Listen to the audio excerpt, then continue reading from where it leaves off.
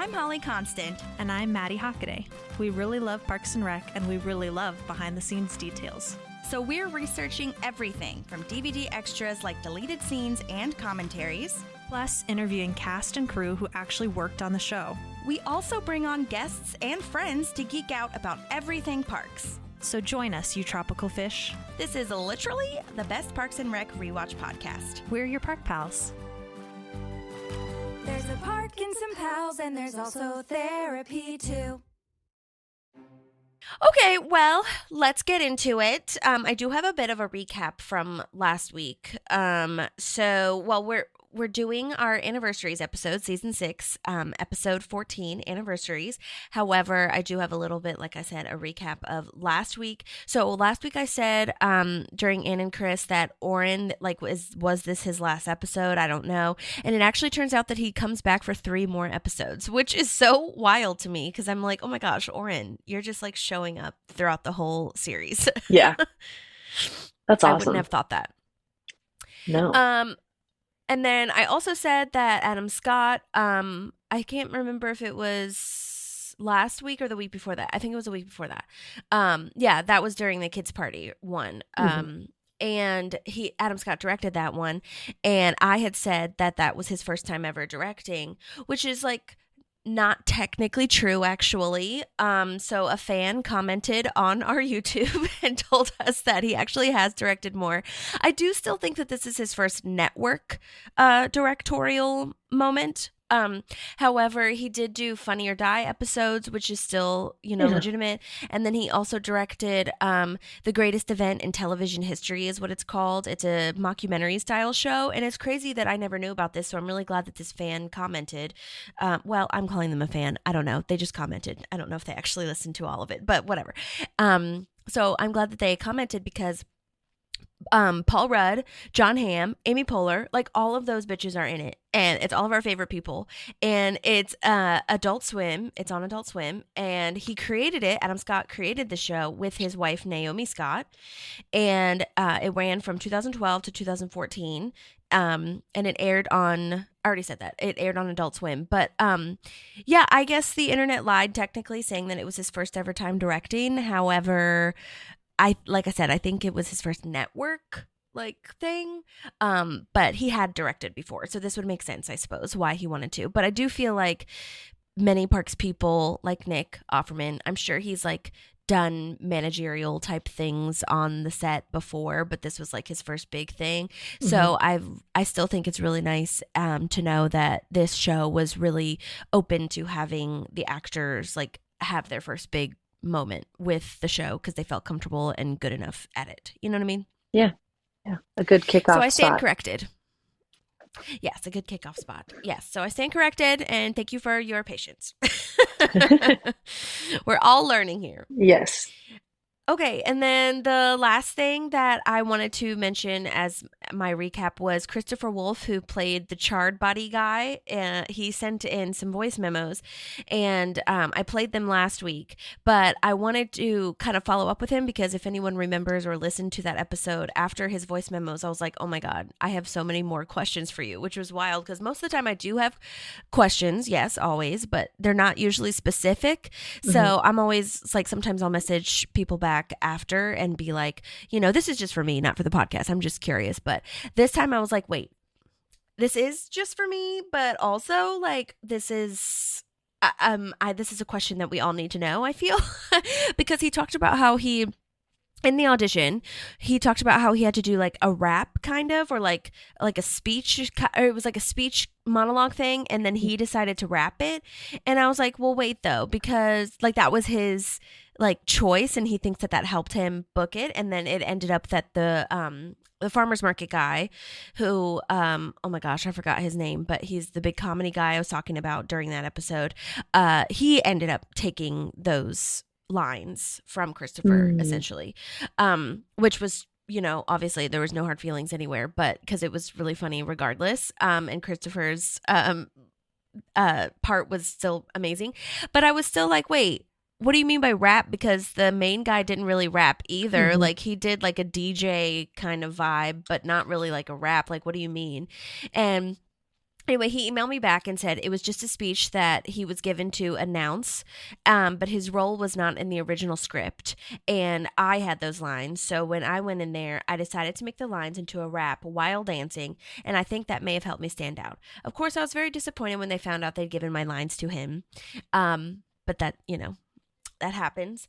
And then he was talking about choreography on the, and I was reading his email, by the way. So then choreography, he was talking about how he was supposed to be like part of the charred body dancers or whatever. And then they kind of cut that and just had like the professional dancers do it. And they were just like bopping around on the stage. And I was like, wait, what do you mean choreography? Like, did you have to learn that before you went onto set? At what point did they cut it? Like, did you learn everything? And then you got there and it was just like, oh, never mind. Bye. So he said, this is his email again. He emailed back and said they did choreography the day they went in for the wardrobe fitting, which obviously wasn't much for me. And then I think the first hour into the shoot day, they decided to pull us up on stage and have the dancers dance below instead. So, yeah, I thought that was really interesting. Yeah. A lot of editing in real time. Yeah, totally. And like he said, I do feel like it wasn't crazy choreography, but it was still enough for you to like, if you watch them to like know the moves and stuff. It's not just bopping around and like jamming around. It's like, there's actual moves. Mm-hmm. So I thought that was really interesting. Yeah. So very cool. So anyway, thank you for sending in that email. I do appreciate it. And thank you everyone else for being very collaborative and letting me know all of the things. So yeah, thank you. Great. Okay, so now we're on to season 6, episode 14, Anniversaries. Oh, I was going to say the original air date because I've been wanting to do that. It was in February, but I can't remember which day it was. I have February 27th. Yeah, we found it at the same time. Okay. Okay, good. Yes. Oh my gosh. So, yes, season 6, episode 14, Anniversaries, original air date Thursday, February 27th. This was written by Megan Amram. She's written for Parks before. And side note, as a friendly reminder, she was also one part of the hipster couple that wants to buy Ron's cabin. So that is really fun. And the other part of that hipster couple sent in voice memos a couple episodes back. So make sure you check that out. And then it was directed by Morgan Sackett, who is, obviously extraordinaire producer, director, works on many Mike Schur shows, as does Megan Amram. So great team here, both super experienced and have gone on to do so many amazing things after Parks. So we've got a really wonderful writer-director team here. Awesome. Okay, well, I'm ready for a summary whenever you are. Okay. It's Leslie and Ben's anniversary. While Ben works on the best gift ever for Leslie, Leslie is busy trying to save the Pawnee-Eagleton merger. April hits a little bump in the road at the animal shelter, and Ron is Ron. Ron is Ron. How dare he? I'm really mad at him in this episode. I know. But he's just Ron. I don't even know what to say about what he's doing in the episode. That's why I was like, he's just being him. He's just doing his thing. Yeah. Yeah, I'm not mad at him for doing what he's doing. I'm mad at him for what he hates. Yes. Which we'll talk about later, because I like those things, most of them. Yeah. Oh my gosh. Anyway, okay, so we'll talk about that when we talk about it. So we opened this episode with Leslie talking about her and Ben's anniversary, as you just said, 1 year ago, because it's in the paper, Anniversaries. And this is really random, but I was noticing that this is the same shirt she wore in London. Yeah. I went back and checked, and I was like, you are wearing the same shirt, which I love, but I'm also wondering if that was like they just pulled it out of the wardrobe, or did they shoot these? Like, they couldn't have, because that was like at the very beginning of this season, which was 14 episodes ago. So I think they just pulled it out and reused it. I think so too, which I love, because that's normal. Yeah, we only all have like, a certain number of outfits in our wardrobe. It makes sense for characters to rewear stuff. Yeah, totally. So she says at least 100 kisses, dinner at 7, and no gifts. And I love the first two rules. That's super Leslie and Ben. And also, like, come on, Ben, why would you ever believe that anyway? You know what I mean? The gifts part. Yeah. You know who you married, dude. You know who you married. Yeah. We also know that the 7 p.m. rule was for Leslie, so she wasn't late coming home from work. Yeah, that's true. Yeah. So they're each talking about the great gifts they got each other, and Leslie loves the dopey surprise face that Ben makes, and I do too. And Ben is going to give his gift one day early so that she will make the surprise face, and it's just like really cute that they're trying to like one up each other. Yeah, I love Adam Scott's delivery of the "I'm not gonna make that stupid face." Yeah, it's so cute. Oh my God. I love it. Then we've got, side note, Donna and Jerry are in the intro. We talked about this before Ann and Chris left. We talked about this ages ago, honestly. But it's finally happening where Retta and Jim O'Hare are now on the intro as main characters because Ann and Chris have left us. And yeah, it's really cool to see them in the intro. So I thought we should shout that out. Agreed. I don't know why it took us 6.5 seasons. Well, I guess 5.5 seasons to make that happen. Yeah. I know. I wonder if it's because, like, I feel like there was something back in the day, or maybe it's true now, where, like, there can only be X amount of series regulars or some shit. I don't know if that's true, but it's weird. Yeah. Yeah, very, very interesting. I'm glad that they're getting their faces on the intro now, though. Me too. And that they are seeming, I mean, even especially in this episode, I feel they are getting more storylines because now there's more room for them. So I'm really happy that they're doing that. Obviously, it's hard to fit everybody in, so whatever. But this is really nice to see for the fans that love Retta and Jim O'Hare. Which, side note, by the end of this podcast, I have to get Retta on or talk to her in some way, shape, or form. Because for those of you who follow the social media, she reposted our freaking video that reposted. She liked it. And maybe, no, she did repost it. I posted a stories and we have many videos saying this. And we've said it ad nauseum, I feel, because we believe it so much. But we always talk about how much we love Retta and how much they underutilized her. And so I made a video, or I had just highlighted that, and she liked it and she reposted it. And I was like, oh my God. So we have to talk to her in real life. We need to. Oh my gosh, I would make die. It happen somehow. Oh my gosh, she seems so cool. Yeah. Oh. So cool. Anyhow. Okay, so now we're at the Wamapoke County Public Radio again, and we haven't been here in a while. I think it's really nice to see again. Agreed. Speaking of again, the advertisement producer guy is advertising about a foundation that promotes people knowing about foundations. And he has been on this, I think it's 3 times total, this guy. And I reached out to him last year, actually, and his agent messaged and said that she forwarded my message, but then I never heard anything back. And so I messaged again because I was like, YOLO. And she said that she was going to forward it to him again. So maybe he just doesn't want to do it, but I don't care. I messaged him again. So maybe we'll hear from him. Maybe we won't. But we saw him in Born and Raised when Leslie goes on the show to say how she was born and raised in Pawnee for her campaign. And then we also saw him in Pawnee Commons when she goes on to promote like that she needs ideas for the Pawnee Commons. So I think this is his actual last episode because he was in 3 total. So but he did a great job. It's still really funny. And he is a voice actor. Oh, okay. Well, yeah, that makes sense. That clocks. Actually, go ahead. No, go. I was just going to say, actually, all 3 of these people at the radio station, which I'll talk about, are voice actors, like actual voice actors, in addition to not regular. I hate saying that. In addition to live action. Yeah. No, I think that's great because, I mean, you think about a radio show host, they have to have a good voice. So to go to voice actors is great. Totally. Yeah. I love that what we're doing now. It's a good idea. Now we have this Pawnee-Eagleton merger. So what we're going to do is we're going to go revisit all these places that existed prior to the merger and see what's going on. And so it's so comical. So, and Derry has one of my favorite lines of this episode. So when we get there. Is it the rage one? Yeah. It's or absorb the aggression, Derry. Absorb the aggression. And that lives in my head. Yes, the way that he says that and holds it in. Oh my God. And like his physicality with his fingers.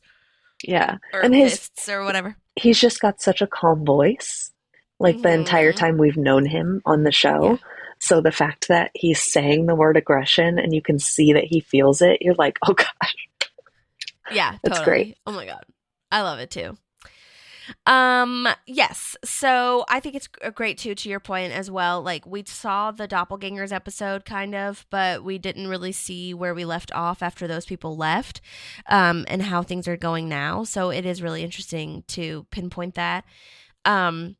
So now we have Derry Merbles, who, like you said, we've seen before.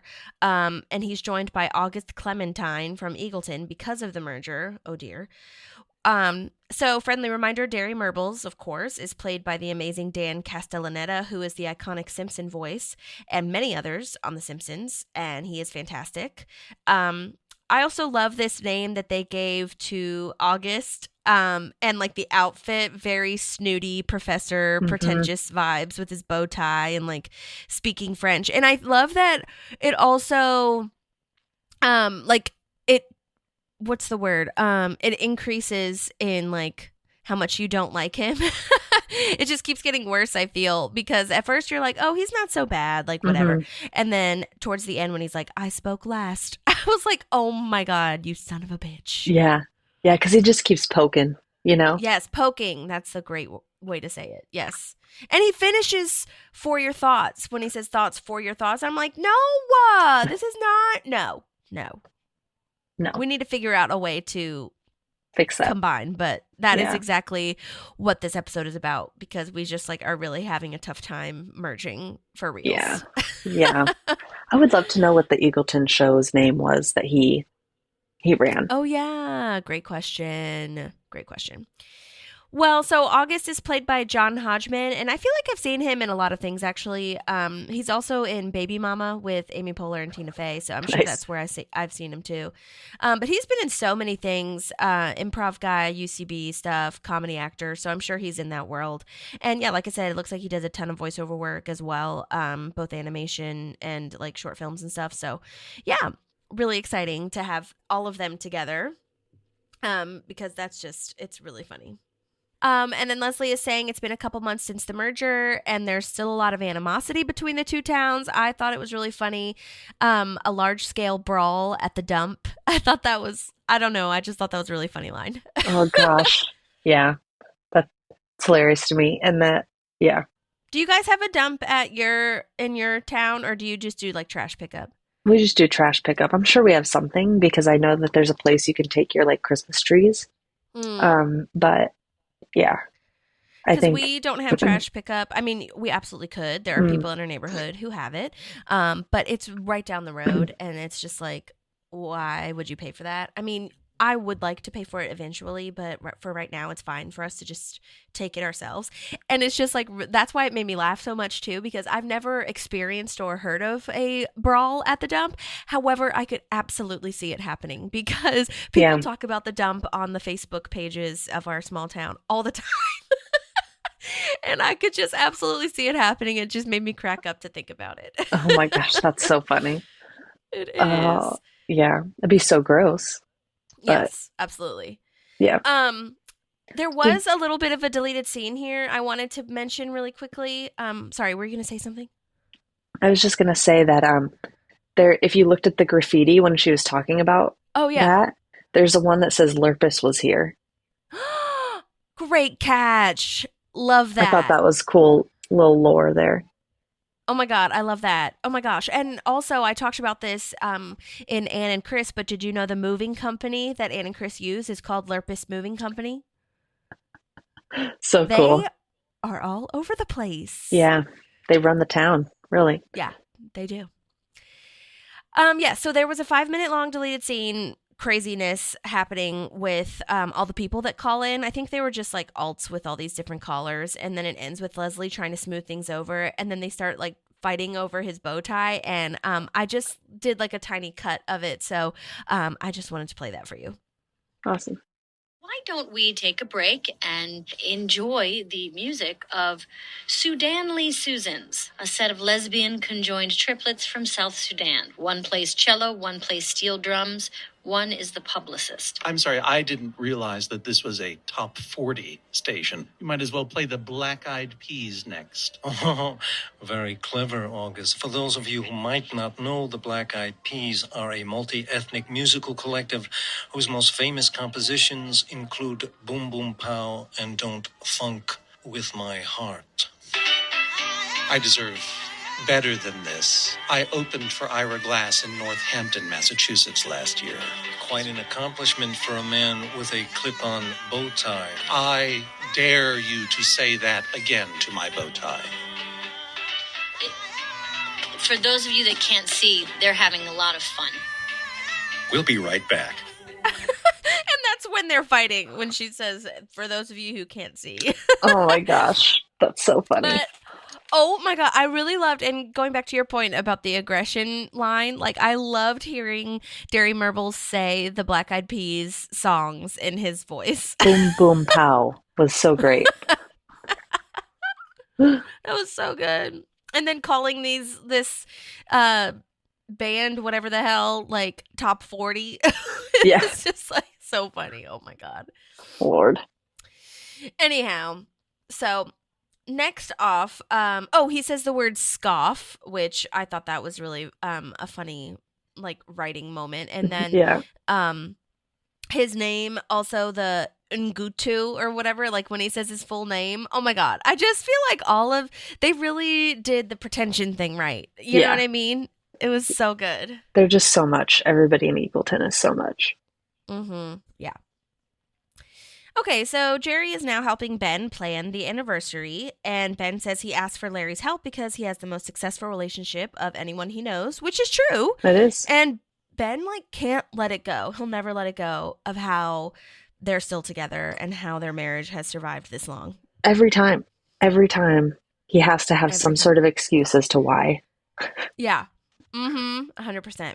So just let it go, babe. Yeah. Yeah. It is what it is, man. And that's a good time to use that. It is what it is. Right. Yes, exactly. But I do feel like, I mean, that's a good point that he does have a successful relationship. So this is a really nice moment for Ben to kind of like ask his colleagues for help. So that's a nice thing. Yeah, agreed.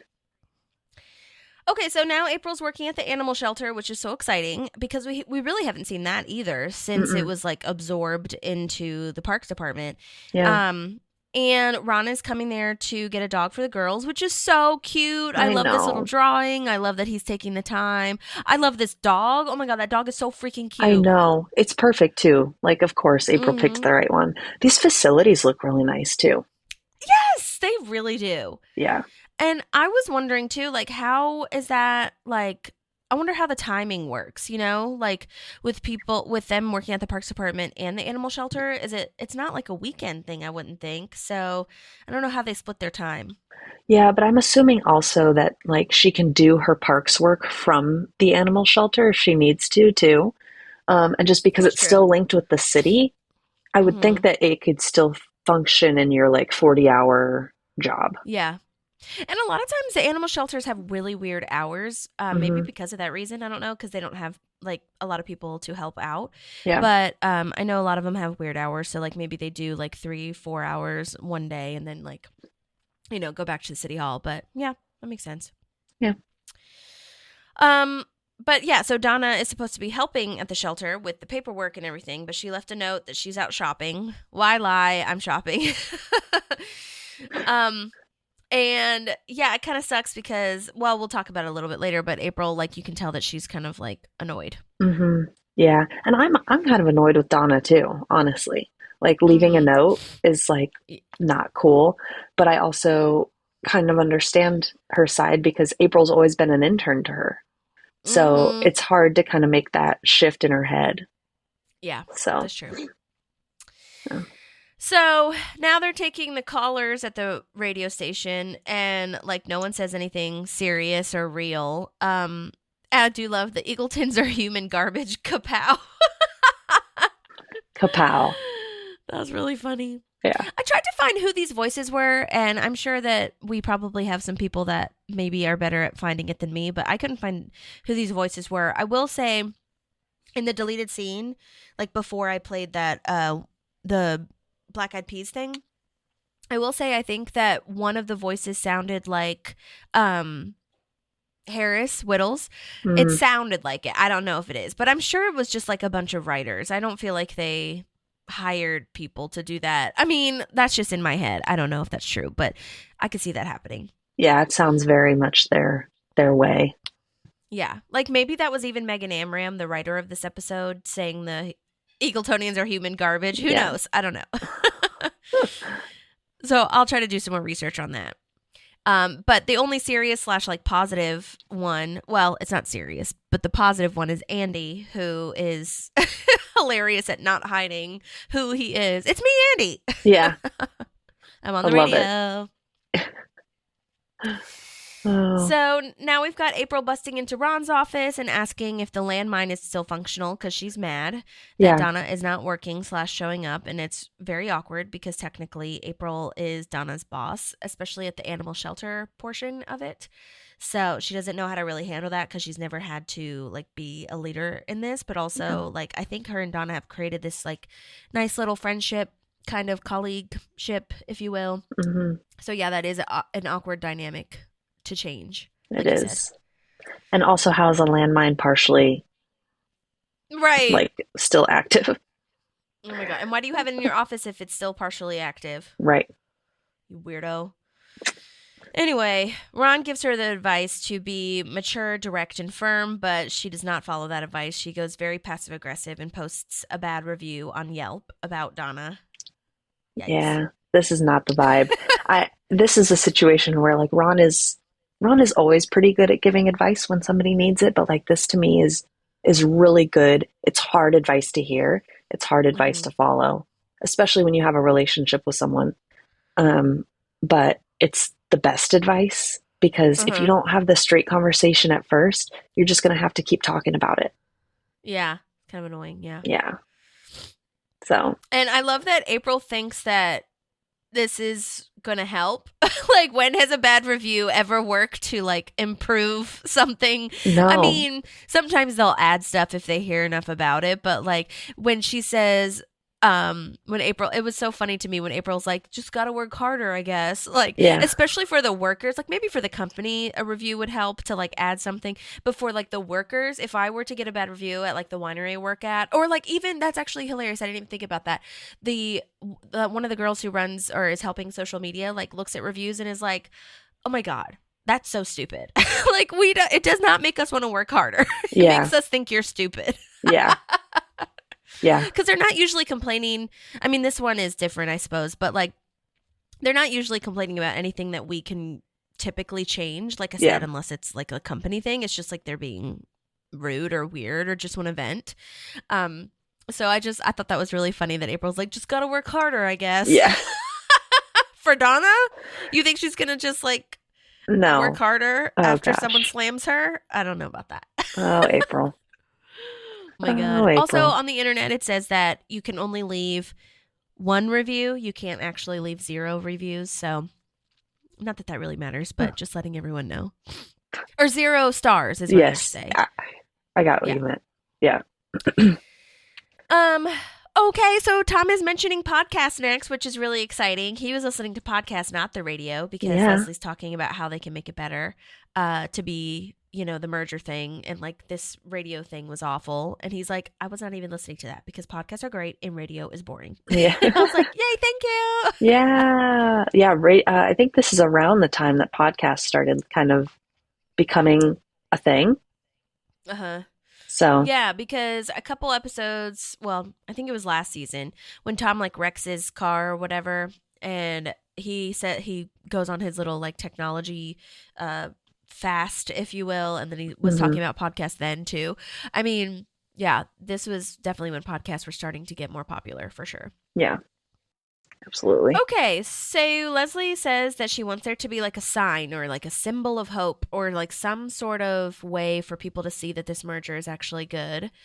And we'll get to the next, that symbol in a moment, but poor Larry wants to get Leslie out for the Ben surprise. But also, like, Ben, you should have known that Leslie's not going to listen to Jerry. Yeah. Yeah. Which maybe makes it more funny. I don't know, but No, he needed to like call her and Yeah, or say, "Hey, have I have an some. emergency. I need you to come down here." Right? Like she's not going to listen to Jerry. You're right. He Or should have totally Ron, known that. maybe. Yeah, that was weird. I Yeah. don't think she would have followed him, or Larry. I mean, like Hmm. anywhere. You know. Yeah. Well, she's in her tunnel mode now. She's like, True. now I have a problem I need to fix. So it's going to take something pretty big to get her out of it. Yeah. Yeah. Andy thinks that the picture in the paper is Leslie. The old lady picture. Says she looks really old in this picture of the anniversary, but it's not actually her. There is a couple that has been married for 50 years. One is from Pawnee and one is from Eagleton, which is the literal marriage merger sign symbol thing that Leslie wants. And she's getting the epiphany sweats, which I think is really funny. Oh my gosh. I forgot about that line. Yes. Oh, gross. So then Ben is all ready for this couple's massage, but it's actually Larry that walks in, and Larry says that she was too stressed to come, and Larry's like really nice about it, honestly, and is like, you know what, just get your massage. We'll try to get her in for the next thing. It's totally fine. I love that Ben says he really needs a massage because he's worried about the Star Wars sequel, and he's carrying it all on his shoulders. Of course, that's what he's worrying about. Yeah, and I had to look up which Star Wars sequel he was talking about because I was like, which one? And it's, I mean, around this time, I think it would have been Star Wars: The Force Awakens, which is the second one with Rey Okay. in it. So I think that's what he was talking about because that came out, I believe, in 2014, which is when this, episode was out. So I think that was probably what was happening, but it was definitely one of the ones with Rey. So Yeah.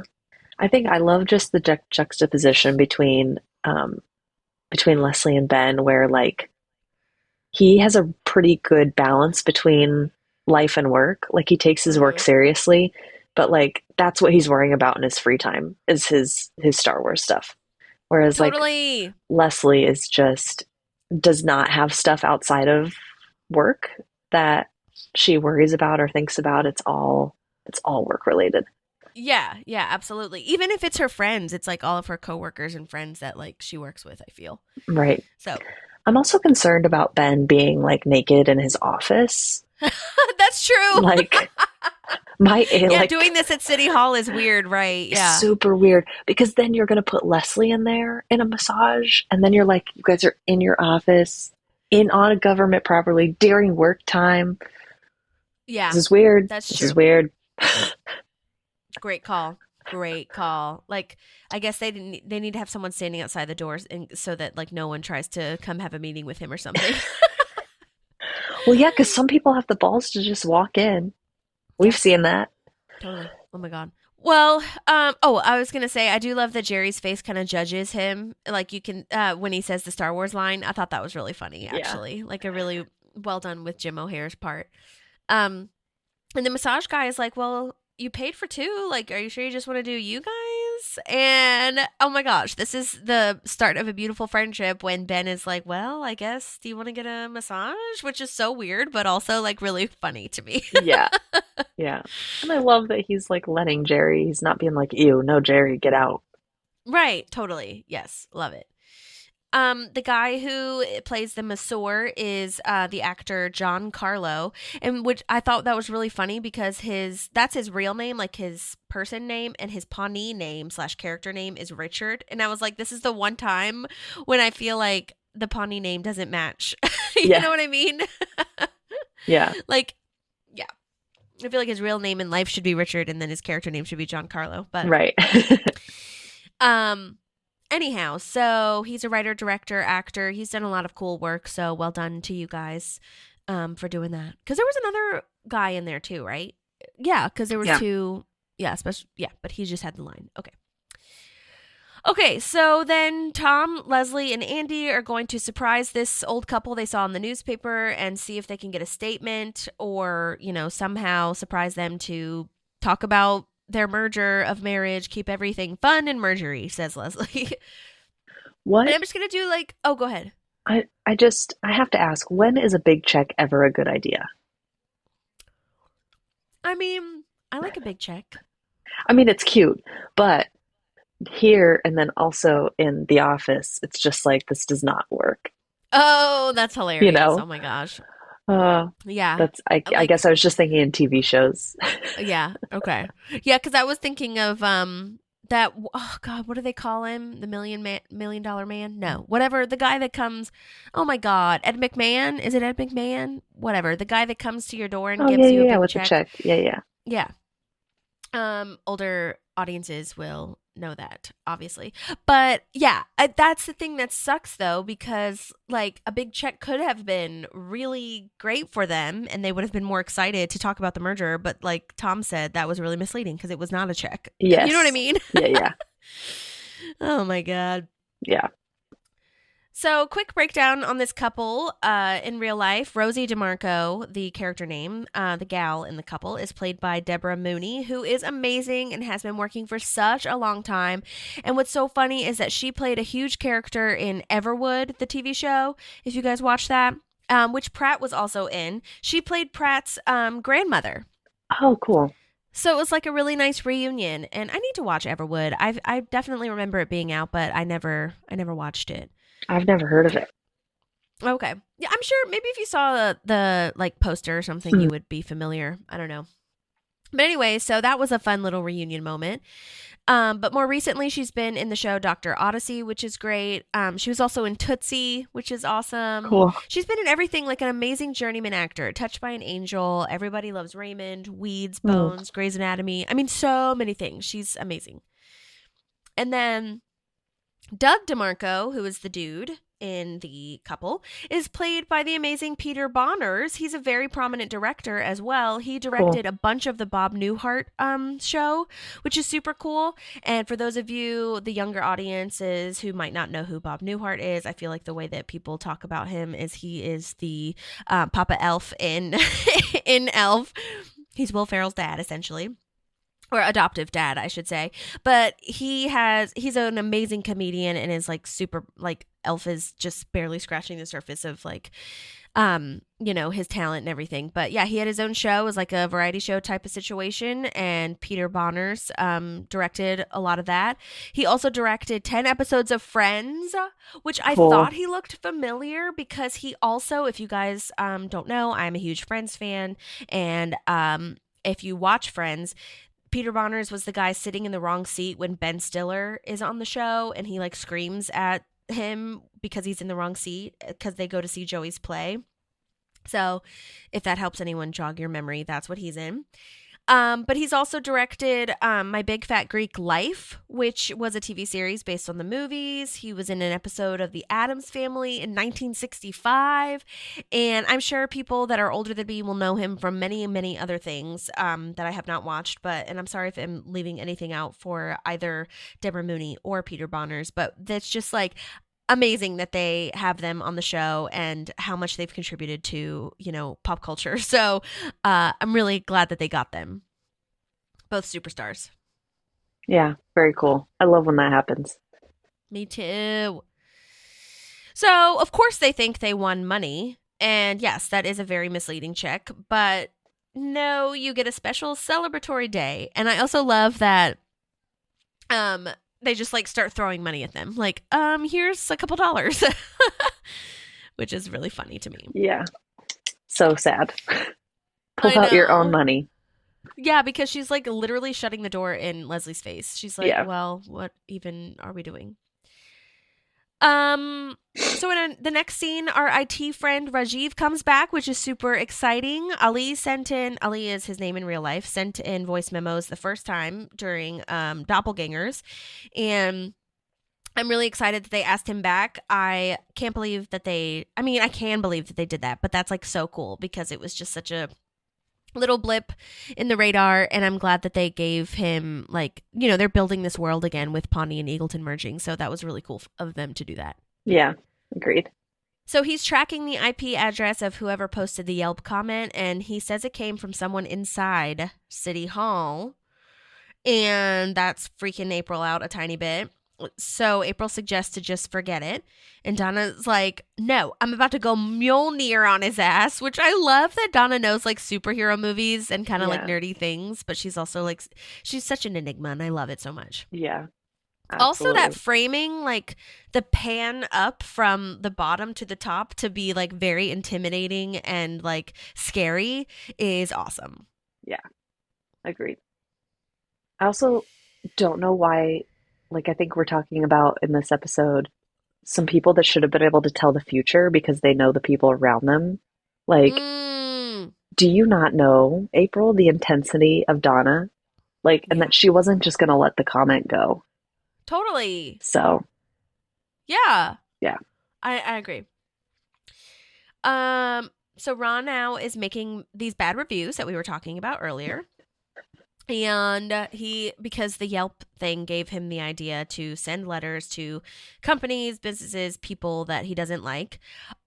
He is writing a letter to Connie's Cabbage. And I was like, Ron, this is the part where I was like, Ron, how fucking dare you? Yeah. Connie could not be the sweeter lady. And you are just going to wreck/insult her? No. And dissing frozen yogurt, Ron? Yeah. Get out of here. Oh. Get out of here. That's our thing, Holly. This is Holly and I did frozen yogurt dates on the weekly when we lived together. So yeah, this one hits home. This one hits hard. It does. In the heart. But you're right. Ron does have his Ron thing, and he has I guess he has a right as an American to do this. But I was just mad, and so like I said, I'm not really mad at what he's doing. I'm mad at who he's doing it to. Yeah. Well, and the other part of it is like nobody's done anything to him. Like it's not like he had a bad experience or like Connie like forced him to eat cabbage or anything. He's just like picking things he doesn't like and trying to make them see he doesn't like them. He just feels insulted by their very existence, which is oh Ron. Anyhow, so we get to our horse and carriage moment, which is super cute. He's recreating Enchanted, Ben is. He's even wearing the outfit. Oh my gosh. It looks so beautiful and majestic and like really regal for sure. They did a great job. Yeah. Oh my gosh. And I could not believe he was in the outfit. I know. Yeah. Yeah. That was so funny. But it turns out that Leslie can't make it to this either. They were thinking that she could come to the next thing after the massage, but she can't come to this either. But how about a boys' day in a horse-drawn carriage with Jerry? Yeah, a boys' day. This friendship is so funny. Oh my God. Also, there were some deleted scenes, and I'll have to post it on Instagram, but there was like a montage of them driving the carriage together and like waving at the camera and being super cute, like a Diana / like, you know what I mean? Princess thing. Can you see that? Oh, yeah. They're like waving at the camera with their carriage and like super happy. It really looks like a date. Like they're just prince and prince married together. I love it. So I'll post that so you guys can see. I love it so much. It's just really cute and romantic. Also, a waffle buffet and a Hillary impersonator. Those are such perfect things. Yeah, he did a good job. He really kicked it. It's so sad that she's missing all of this. I know. That's what I said is like the birth of this friendship is so, like in my notes, the birth of this friendship is so amazing. But I'm also so sad that Leslie's not there. I know. Yeah, I know. I feel like I don't know what I would do in that situation. I feel like I would try really hard to get her at least into one thing, but at the same time, it just keeps snowballing. So it makes sense that he's just like, well, Jerry's here. Yeah. You know, because she's not even at the city hall. So like, what is he supposed to do? Like drive out to where she is. She's not going to leave, you know? So yeah. Also really funny that Amy Poehler is famously known for doing a Hillary Clinton impersonation on SNL. Yes, that she is. So good. So now they're at the church where this Pawnee Eagleton couple got married 50 years ago, and they're going to recreate their wedding, or recreate their wedding photo anyway. And oh my God, the guy says, "Only this time can we shave her mustache." I gasped and cringed. I was like, that is so mean. I can't believe it, Doug. Yeah, so rude. Which, like, Yeah, so this is clearly not going well.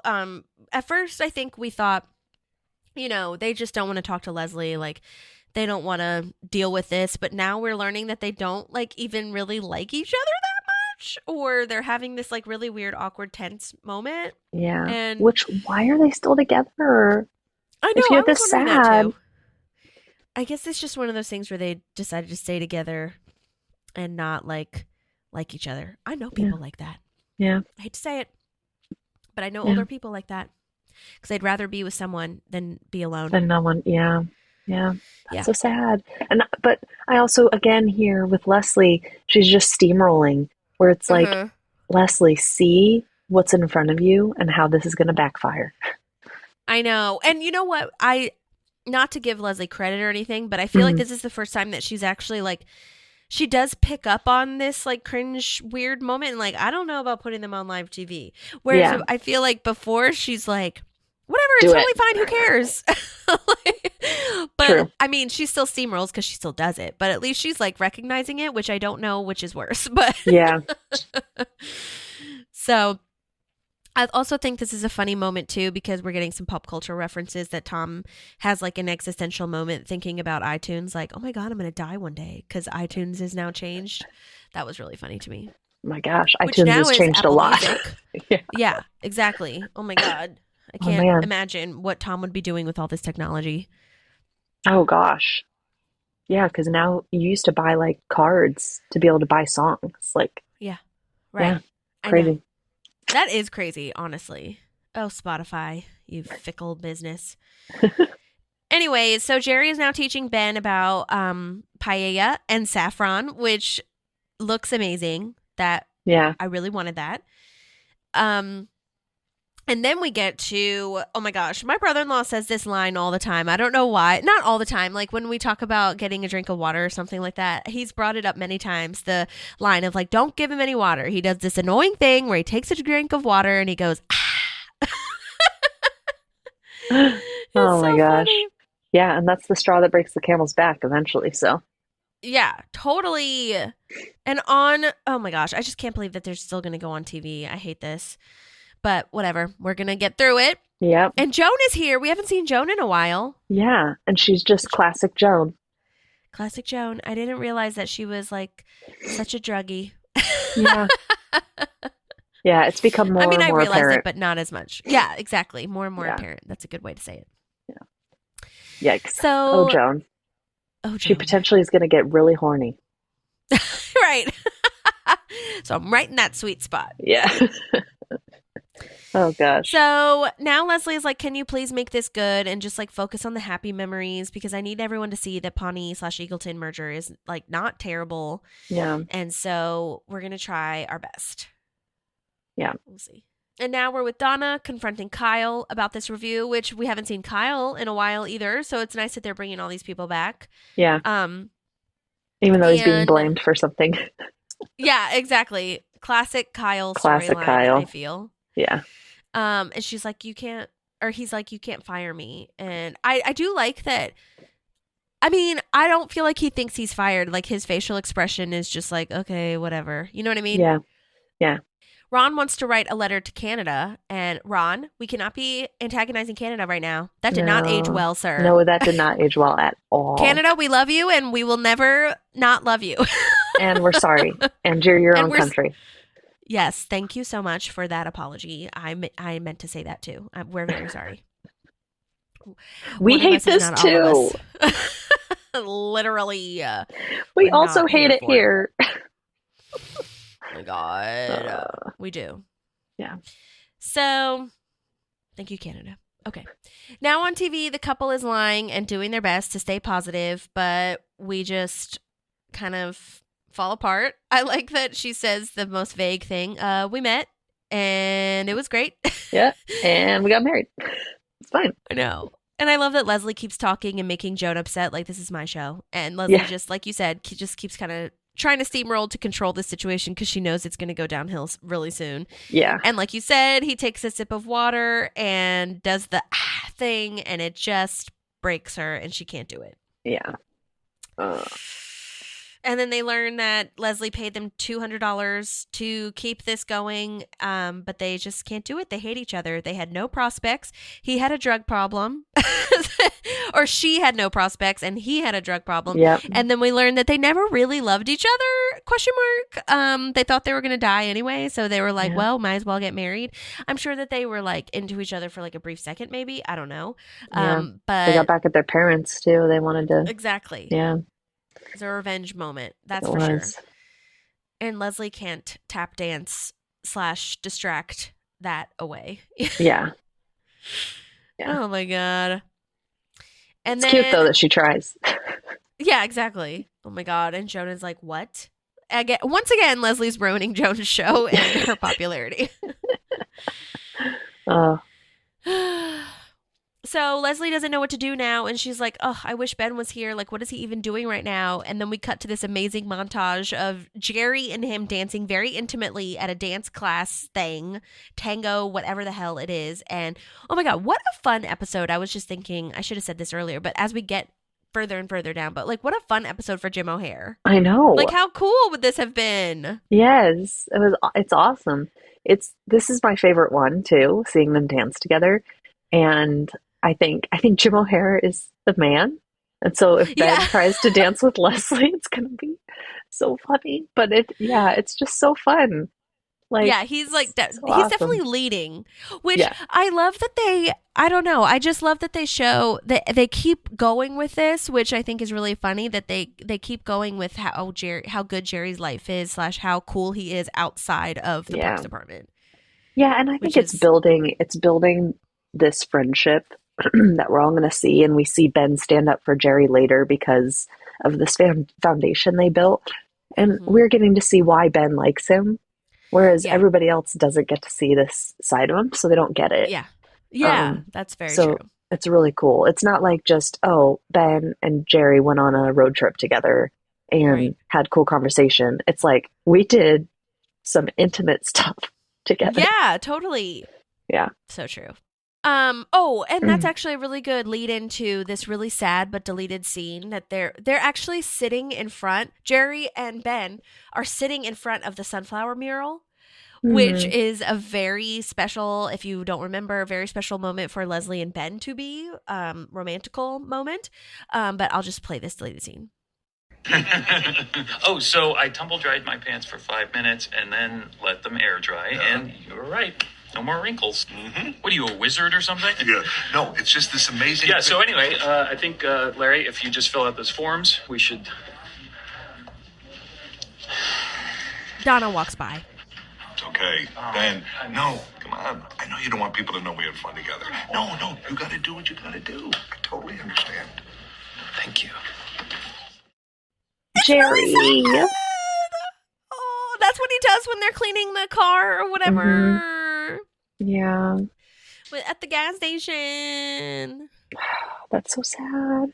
I know, it is. And Jerry's just like, he's even more noble for doing that. You know what I mean? Yeah, I know. There's a part of me that's like, oh, Jerry, you're better than this. Don't let him do this to you. But he doesn't have self-confidence issues. Like, Jerry knows who he is. So he's doing Yeah, this that's to true, help too. Ben. He's not like taking a hit and demoralizing himself for it. He's just like, you got to do what you got to do. Like, I know I'm cool. Yeah. You know? I know. I hear you, though. I feel the same way where I'm just like, yeah, but that's not friendship. You know what I mean? Right.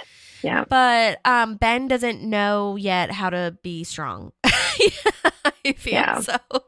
Or Well, how poor to Ben. like stand up. Yeah, poor Ben has never been like a popular guy. Like, he has a group of friends now that really like him, and he's found his place. And so now it's like, I don't want to lose my place because I think Jerry's cool. Right. Yeah. And honestly, like, it's wild because even Leslie does not really accept this part of him.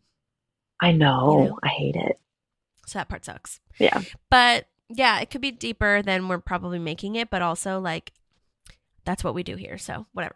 Yeah. Anyhow, okay, so then we get to a vegan restaurant guy, owner man coming in and asking why Ron nailed this letter to his door. Poor guy. I hate that. Yeah. And he looks so sad.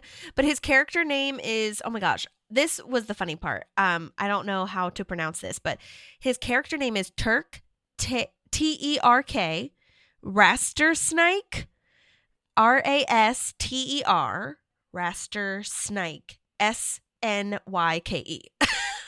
He's an Eagletonian for sure. Oh my God. I don't know. I don't know. I mean, he could be Pawnean too. I feel like they have crazy names for Pawneans. But yeah, vegan, I don't know. But Connie's Cabbage is Pawnee lady, so I don't know. I think. Maybe not. I don't know. Whatever.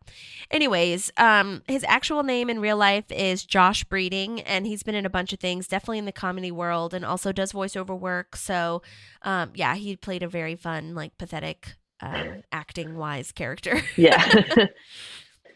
Yeah. And April's like, how did that guy even know to come here? Like, how did he know you did it? And he was like, I gave him my name and address. Like, if you believe in something, you can sign your name to it. Mm-hmm. And I was like, okay, fine. But still, you're being mean. Yeah. But that inspires April to tell the truth to Donna and say, like, okay, it wasn't a rando or Kyle. I did it. Yeah. Which they have a nice, clean, like, wrap up to that moment, which is really nice that, they kind of come to terms with the fact that, like, our dynamic has changed, but also let's just be straight with each other both ways and we'll try to go from there. Yeah. Yeah, absolutely. It's so hard to have those conversations, but after they're over, it feels much better and you can move forward and all that stuff. Yeah. So now Ben and Leslie are having their dinner, and it's cute that he says, at least this merger is working or going well. I thought that was a nice moment. Yeah.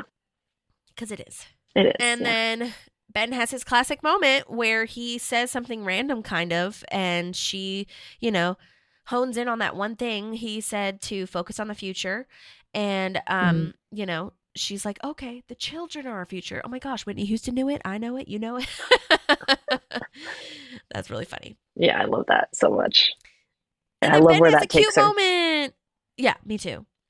I love this cute, thoughtful moment when Jerry says, like, wow, the saffron really makes the shellfish taste amazing. And Ben is like having this thoughtful, cute, romantical, deep moment. Oh, yeah. Okay, not romantical. But Thinking about Jerry, yeah.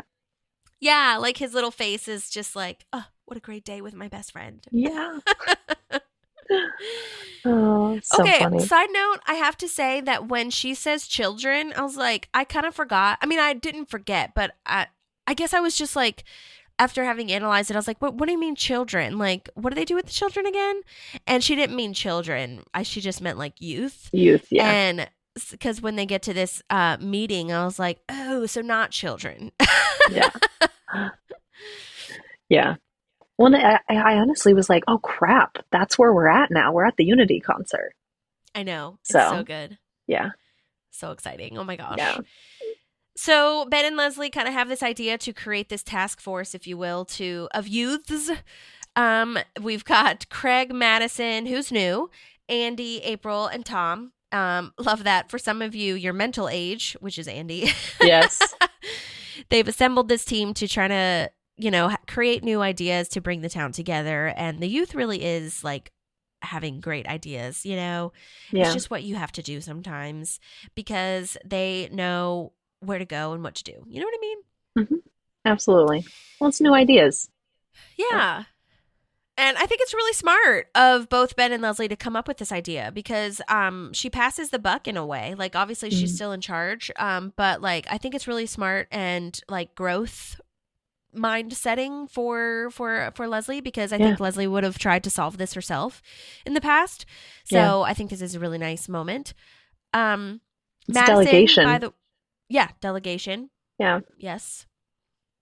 Totally, which is not always something that she does. I think I think Anne might be like in this team if she was still here. Yeah, I agree.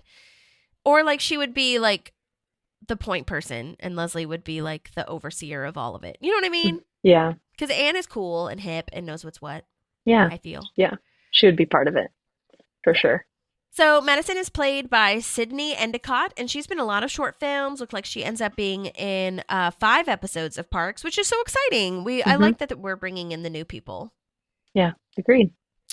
And she did a great job, I feel, and we'll see more from her later. So we'll see if she has anything to say or will reach back out to us and, talk about her time on set. Yeah. I love that they say we're going to order you some Zaz and get to BSing brainstorming. Yeah. Oh my gosh. Oh my God. I can't remember what it is exactly, but I love Tom's worse. That's worse. Yeah, exactly. Yes. Like, oh my gosh. I definitely have used that, like that inflection, like with Yeah. things like that before. Yeah, it's great. Yeah, totally. So now it's been an hour and Leslie is thinking, okay, well, that was a good time to meet. Great, cool, whatever. She's not thinking anything would have really gotten done. But this next part just makes me so freaking happy. Yeah. It's such a wonderful, peaceful moment and joyful in a way, because within an hour they come up with the Unity concert, which is the massive music and arts celebration from both towns to bring everyone together. I love the idea that the band stages will be in all different parts of town to places that people don't usually go, so they can be a little bit more open-minded to all the other parts of town now that are accessible to them.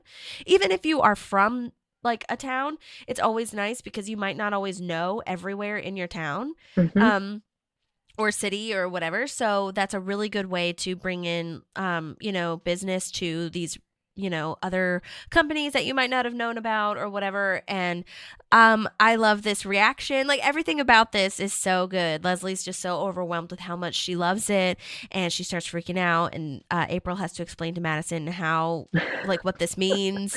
Yeah. And it's fantastic. They did a really good job. Yeah. Agreed. And I think it's so beautiful because we know what's coming, right? At the end of the season is Leslie's going to have to make some big decisions about her future and all of this. And it's the beginning seedling of her seeing that everything's going to be okay, even if she's not at the center of an idea. And I don't know how Ben talked her into, or who talked her into being let's leave them in a room and see what happens. But I love that she gets teary-eyed and she's so proud, rather than feeling in the past, when she comes back from city council, she feels less than because she's not providing anything. And so seeing this switch to where she's now oh my gosh, I'm so proud that these people can do it without me, is really cool. Yeah, I agree. And it's totally beautiful because, just speaking of the growth with now she knows / has seen, and we've seen as the audience, that she now trusts Tom to do his entrepreneurial thing and have good ideas. She now trusts April to run this department. She trusts all these people to kind of do what they do best. She's seen Craig care. And so I think we needed to see that too. The audience needed to see all of these people taking care of shit and doing their own thing in previous episodes, so that now we can all combine that. Yeah. So that was really well done all around. Yeah. Agreed. Really good. Love it. And it's so exciting for this concert. Oh my God. Pawnee's never seen anything like this except for Harvest Festival, maybe. Oh my God. Yeah. But it's totally different. It's going to be very different. Crazier. Yeah. But this is all a precursor, or Harvest Festival was a precursor to Unity Concert, which is amazing. Amazing. Anyway, okay, so now Ben is showing the scrapbook of all the things he planned for Leslie, but Jerry's in all the photos, and it's so cute. And I love that Leslie comments on his scrapbooking skills. So cute. Oh my God. And I think it's really funny and cute. Again, I don't know, Ben, you're just underestimating a lot of stuff in this episode, I feel, but he thinks he defeated her. Yeah. He's I can't I know, believe he's so defeated cute. her. I'm that's really so precious, proud. honey. But, oh my God, this is truly so crazy. I cannot believe it that they had this done. I don't know what the fuck happened. I really need to, I tried to do some research on it, but I just don't know who made that Game of Thrones thing.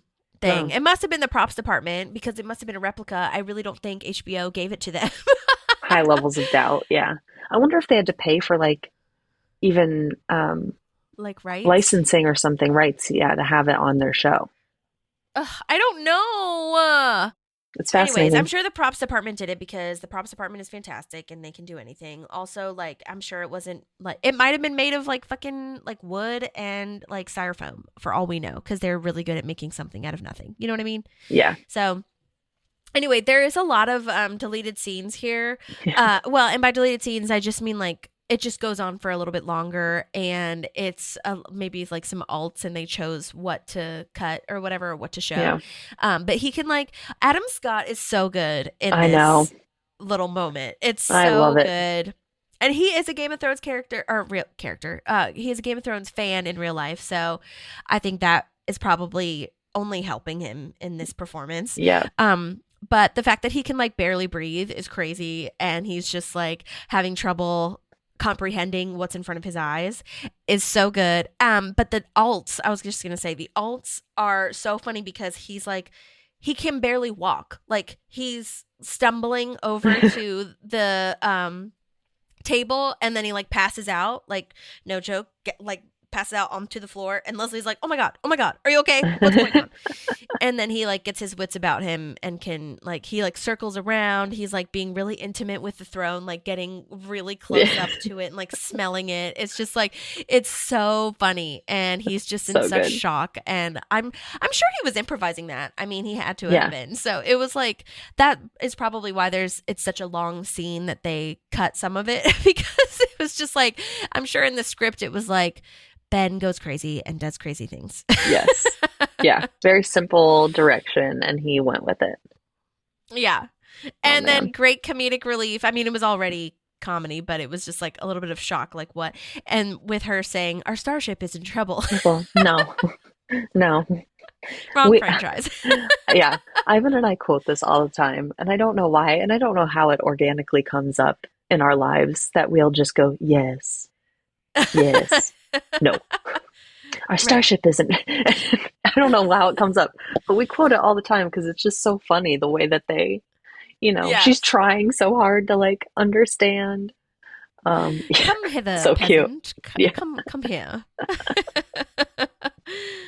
Yes. Oh, so No. good. I love it so much. So I'm really glad that they did that. And he makes his dopey face, and he doesn't even care because it's just so beautiful. Oh my God. Yeah. I'm trying to think, like, what would be the equivalent of that for us, like for you or for me? I don't know what that would be. I don't know. That's such a grand thing. I know. And I feel don't, like I maybe- genuinely am like in the get shit out of my house phase. And so Yeah. like having a big throne, is like stressful to me. But I don't know. It might be like something from like Harry Potter, like the Goblet of Fire, or like having the Horcruxes or something. Yeah.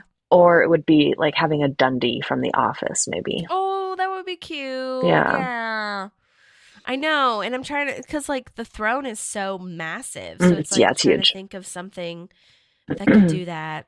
Maybe the couch from Friends. Oh yeah, that's a good one because that's useful too. You can use it. Yeah, exactly. I don't know. There's so many That or the things purple door. Yeah, that's true. I do have one of the that little like yellow frame thing that frames the Yeah, cute. peephole or whatever. It's not wooden, like I think theirs is wooden or something. But yeah, so if anyone else has ideas on what it would be for them, I would love Yeah, to, because there's we would probably love some to. really great shit that I have not even thought about. Yeah. Okay. Well, anyway, that is the rest of my notes on anniversaries. Yeah, mine too. Awesome. It was a good one. Okay. It was a really good one.